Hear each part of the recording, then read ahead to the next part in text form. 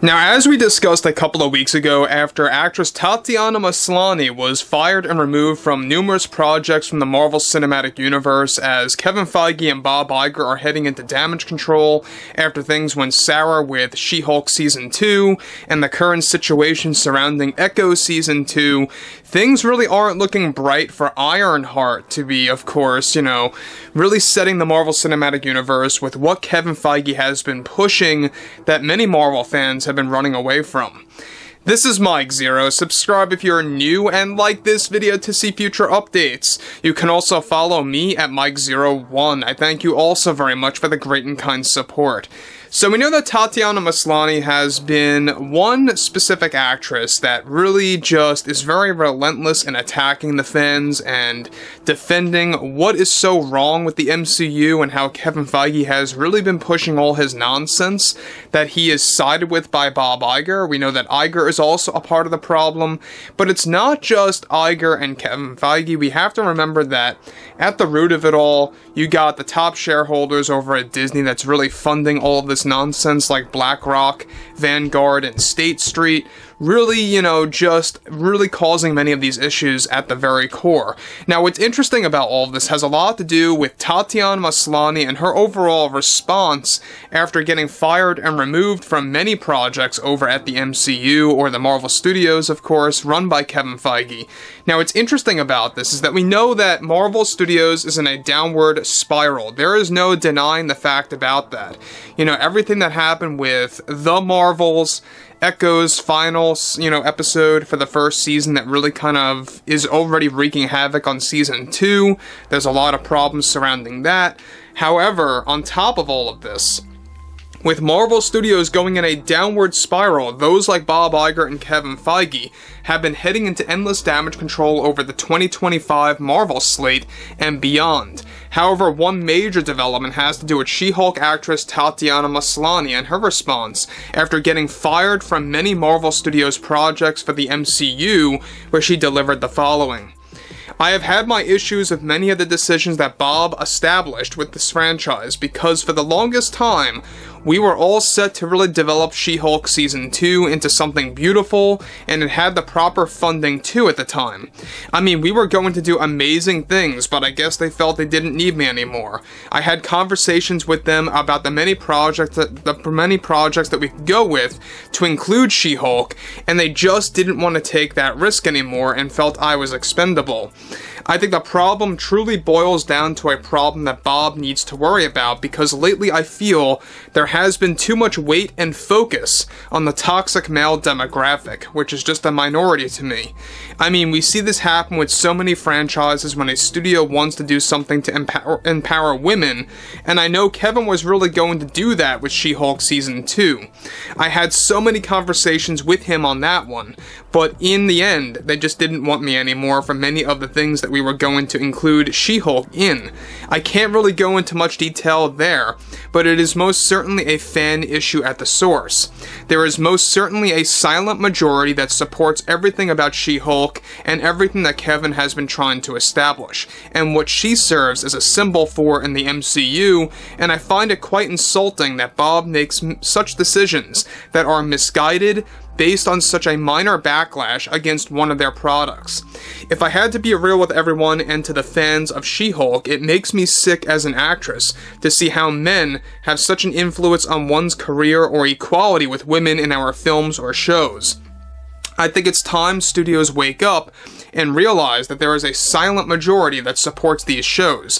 When Kevin gave me the word that Season 2 was heading into serious trouble, and how many of the projects I was initially working on and in conversations with, and how they were removing me from those, it really hit hard, because I think women deserve a voice like mine that can reach out to so many people.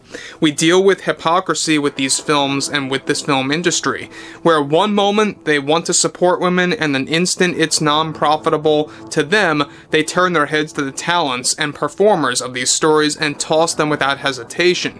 And that needs to stop. I have expressed my criticism with Bob's acts during the strikes. She's talking about the WGA strike and SAG, by the way.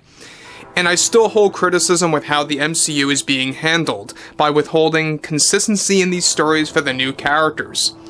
Now guys, let me just say one thing before I move on. Now, Tatiana, alright, we know that she is another one of those extreme actresses, just like Brie Larson, just like Phoebe Waller-Bridge, and among others, that really are never going to change, no matter what happens or no matter what people say. They will never accept reality. The reality is, there is no silent majority. I don't know what's going to get it through their heads, but there's no silent majority that loves She-Hulk, that loves Echo, or that really loves what Kevin Feige is trying to shove in the Marvel Cinematic Universe. Now look, I understand with Echo, you know, some fans like that show, basing it on some episodes in isolation, but when the finale came to fruition, that's where things truly fell apart. I think most of you will agree with me on that the finale was a deal breaker. And that's exactly why Season 2 is just pretty much in shambles right now.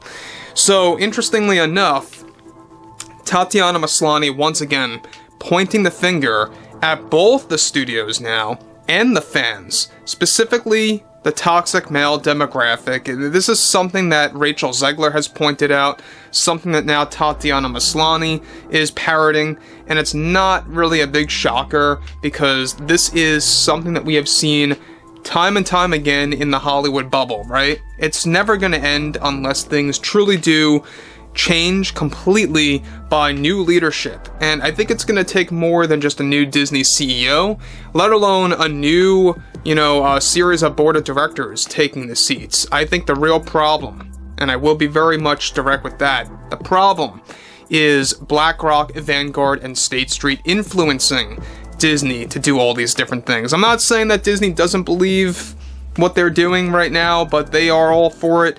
But they see the money and they see the funds, and it's pretty much irresistible to them. So moving on forward, she goes on to conclude, I love the new additions like Captain Marvel, Echo, Ironheart, and She-Hulk, and firmly believe they deserve to be the main focus for the future of the MCU. Kevin is doing everything that he can to empower women, and I am so behind that, but my involvement right now is very bleak after all of the disagreements that took place, and I would go as far to say it's also a mismanagement issue from the studios that don't hold the right direction. So again, pointing finger at the studios, pointing finger at toxic male fans.